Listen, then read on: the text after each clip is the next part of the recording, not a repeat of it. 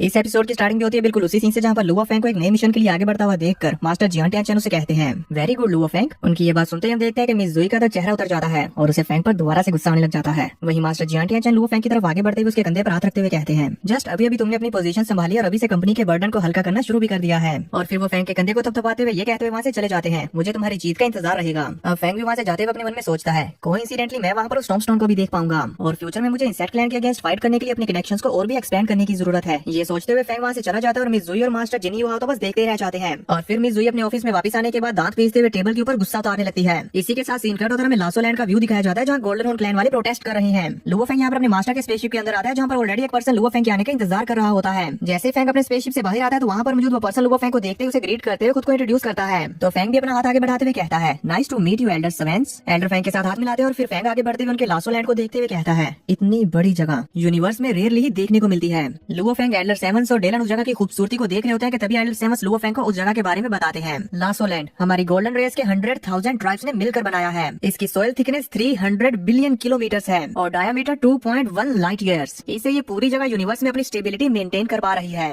इस पर फेंग कहता है, बहुत उम्दा क्रिएशन है। एल्डर सेवेंस फेंग को इसके लिए शुक्रिया कहते हैं और फिर अपने पीछे पीछे आने को कहते हैं। इसी के साथ वो आगे लुओ फेंग को लीड करते हुए चल देते हैं। लुओ फेंग और डेलन उनके पीछे पीछे ही जा रहे होते हैं। जहाँ जाते हुए रास्ते में लुओ फेंग नोटिस करता है कि बहुत सारे स्टोन वॉरियर्स एक दूसरे के साथ फाइट करते हुए दूसरे को ही जान से मार रहे हैं। वो अपने मन में ही कहता है, यहाँ हर तरफ फाइटिंग ही क्यों हो रही है। फेंग को इस तरह से सभी लोगों को देखते हुए एल्डर सेवेंस भी नोटिस कर लेते हैं, इसीलिए वो फेंग को बताते हैं, गोल्डन हॉर्न रेस के बच्चों को अडल्ट होने के बाद अपने ट्राइब को छोड़कर यूनिवर्स में घूमते हुए दूसरे बच्चों के साथ फाइट करके खुद को साबित करना पड़ता है और उन्हें दूसरों पर रिलाई ना करना पड़े, इसीलिए वो बैटल में फाइट करते हुए स्ट्रॉन्गर बनते जाते हैं क्योंकि वो जानते हैं कि दूसरों पर रिलाई करना यूजलेस है। उनकी ये बात सुनते हुए वाता भी लुओ फेंग के शोल्डर पर आकर बैठ जाती है और उससे कहती है, ये लोग इमोशनली बहुत डिफेंसिव हैं। ये सुनकर लुओ फेंग के माइंड में कुछ आता है तो वो एल्डर सेवेंस के पास आते हुए उनसे कहता है, मैं मानता हूँ कि ह्यूमन रेस के कुछ एक्शंस अनफेयर हैं। इस बार मैं यहाँ पर अभी की सिचुएशन को चेंज करने के लिए आया हूँ। मुझे उम्मीद है कि एल्डर ह्यूमन रेस पर ट्रस्ट करेंगे। फेंग की इस बात पर एल्डर सेवेंस कहते हैं, इन वो तो बहुत ज्यादा विनम्र हैं। तो फेंग उन्हें देखते हुए अपने मन में कहता है, गोल्डन हॉर्न रेस का कैरेक्टर बहुत अग्रेसिव है लेकिन ये एल्डर तो पोलाइट है। इसका मतलब तो यही है कि ये अब भी सुलह करने का इरादा रखते हैं। इसी के साथ सीन कट हो जाता है, हमें देखने को मिलता है कि ये सभी लोग प्रोटेस्ट करने वाली जगह पर पहुंच चुके होते हैं और हम यहाँ पर एक स्टोन वॉरियर को देखते हैं जो कि भागता हुआ अपने यंग मास्टर के पास जा रहा होता है लुओ फेंग के बारे में बताने के लिए। यहाँ पर मौजूद कई गार्ड्स उसे पकड़ने की कोशिश करते हैं पर वो सभी को झटकते हुए बच निकलता है। वहीं फेंग एल्डर सेवेंस के साथ सभी वॉरियर्स के बीच में से चलता हुआ जा रहा होता है कि तभी वहाँ पर जो स्टोन वॉरियर्स फेंग को देखते हुए बातें करने लगते हैं, देखो ये तो ह्यूमन रेस से आया हुआ वो है और ये सिर्फ डोमेन लेवल 9 का मास्टर है। आखिर ऐसे पर्सन को हमारे एल्डर सेवेंस डायरेक्टली गाइड कैसे कर रहे हैं, इसके अंदर ऐसा क्या खास है। उस पर्सन की ये बात सुनकर सभी लोग भड़क जाते हैं और उल्टी सीधी बातें करने लगते हैं और वहाँ पर जो सभी स्टोन वॉरियर जोर जोर से चिल्लाने लगते हैं, ह्यूमन रेस वॉरियर यहाँ से चले जाओ। और कुछ तो ये भी बोल रहे थे कि क्या ह्यूमन रेस वॉरियर अभी भी यहाँ पर आने की हिम्मत कर रहे हैं क्योंकि ये लोग ह्यूमंस हैं तो इनका स्टेटस हमसे हाई है। और यहाँ पर मौजूद कई सारे वॉरियर्स तो लुओ फेंग के लो लेवल को देखकर उसे अपने साथ कंप्लीट करने के लिए चैलेंज करने लगते हैं। पर फेंग बस इन सभी की बातें सुनते हुए एल्डर सेवेंस के साथ चले जा रहा होता है कि तभी उसकी नजर पड़ती है एक स्टैचू पर, जिसे देखते हुए फेंग वहीं पर रुक गया था।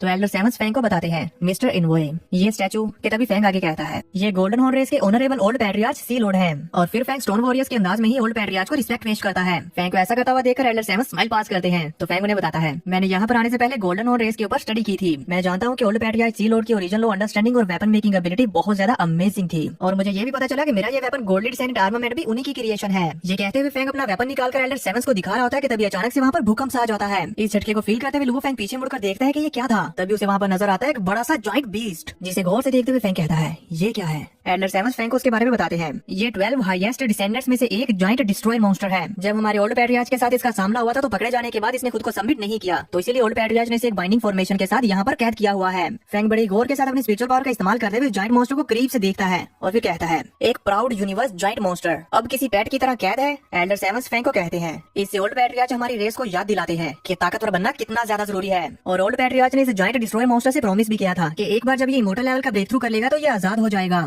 बताता ये सब कुछ जानते हुए जॉइंट डिस्ट्रॉयर मॉन्स्टर के बारे में इन्फॉर्मेशन निकाल रही होती है और उसके बारे में काफी सारा डाटा कलेक्ट करने के बाद लुओ फेंग को बताती है, इस जॉइंट डिस्ट्रॉयर मॉन्स्टर के पास टाइम को रोकने की टेक्निक है। इवन इसके बालों के अंदर भी टाइम ओरिजिन लॉ की पावर्स है। और फिर वो फेंग के करीब आते हुए कहती है, तुम्हारे पास अभी भी एक और बॉडी को क्लोन करने का चांस है, इसे एज अ बैकअप इस्तेमाल किया जा सकता है। बताता है कि ये बात सुनकर फेंग उस मॉन्स्टर की तरफ आगे बढ़ने वाला होता है कि तभी एल्डर सेवेंस फेंग को कहते हैं, ओल्ड पैट्रियार्च ने सभी को उस मॉन्स्टर के करीब जाने से मना किया है। फेंग भी उनकी ये बात मान जाता है कि तभी फेंग को आवाज आती है, ह्यूमन मैं तुम्हें चैलेंज करता हूँ। वहाँ पर मौजूद बाकी वॉरियर्स कहते हैं, हरा दो इसे, ह्यूमन रेस की एरोगेंस को तोड़ डालो। अब क्योंकि वो सभी वॉरियर्स लुओ फेंग के काफी ज्यादा करीब आ चुके होते हैं तो फेंग उनसे कहता है, सॉरी पर मैं यहाँ पर नेगोशिएट करने के लिए आया हूँ। पर फिर भी वो सभी वॉरियर्स नहीं रुकते और एक के बाद एक आगे आते हुए लुओ फेंग को चैलेंज करने लगते हैं। इस पर एल्डर सेवेंस लुओ फेंग से कहते हैं, स्पेशल इनवॉय अगर आप चैलेंज एक्सेप्ट करना नहीं चाहते तो इन्हें इग्नोर करें। जबकि वहाँ पर जो सभी लोग जो कि लुओ फेंग को चारों तरफ से घेर कर खड़े हुए हैं वो जोर जोर से नारे लगाने लगते हैं, चैलेंज एक्सेप्ट करो, चैलेंज एक्सेप्ट करो, क्या तुम डरते हो।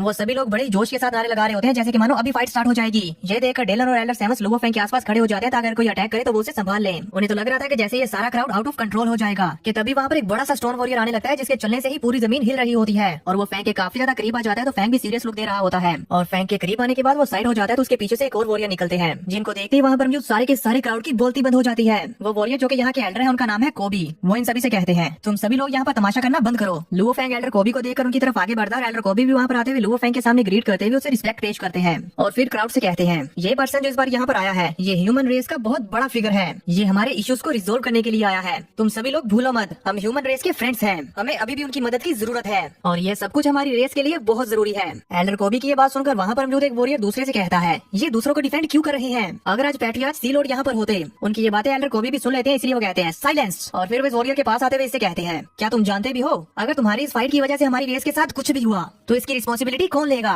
एल्डर कोबी की बात सुनकर सारे के सारे क्राउड का चेहरा लटक जाता है और वो अपने सर नीचे झुकाए खड़े हो जाते हैं क्योंकि उनके पास कोई भी जवाब नहीं था। तभी पीछे से एक वॉरियर की आवाज आती है मैं लेता हूँ रिस्पॉन्सिबिलिटी, इवन हमारा क्लैन ही डिस्ट्रॉय क्यों ना हो जाए, हम अपनी डिग्निटी को नहीं खोएंगे।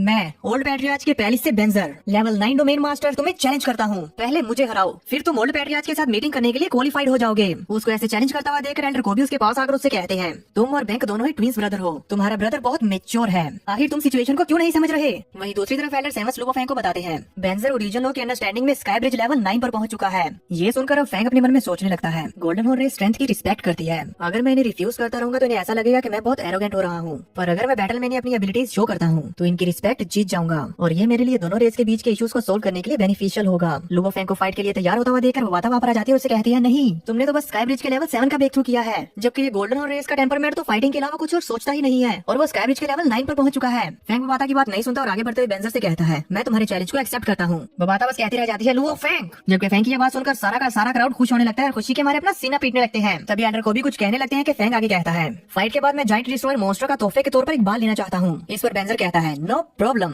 और वो भी फाइट के लिए एकदम तैयार हो जाता है। इसी के साथ ये एपिसोड हो जाता है खत्म। तो देखेंगे नेक्स्ट एपिसोड में कि लुओ फेंग और बेंजर की फाइट में कौन जीतेगा, जबकि इन दोनों के लेवल में जमीन आसमान का फर्क है क्योंकि बेंजर इमोर्टल लेवल पर है और लुओ फेंग अभी अभी डोमेन मास्टर लेवल पर पहुंचा है। क्या फेंग उससे जीत पाएगा? आप लोगों को क्या लगता है मुझे नीचे कमेंट करके जरूर बताना।